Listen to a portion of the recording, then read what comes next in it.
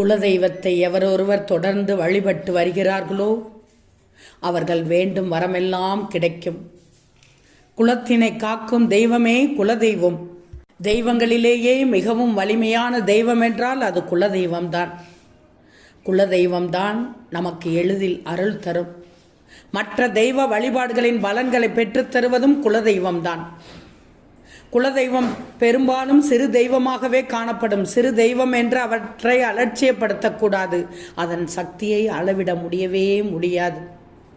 ஒருவரது வம்சாவளியில் வரும் தாத்தா, பாட்டி, தாய், தந்தையர் போன்றவர்கள் குலதெய்வத்திற்கு செய்ய வேண்டிய பூஜையை முறையாக செய்ய தவறினாலோ, குலதெய்வத்தை அடியோடு மறந்து இஷ்ட தெய்வங்களை மட்டுமே வணங்க தொடங்கி குலதெய்வ கோவிலுக்கு செல்வதை தவிர்த்து விட்டாலோ, குலதெய்வத்தின் சாபம் நிச்சயம் உங்களை தாக்கும்.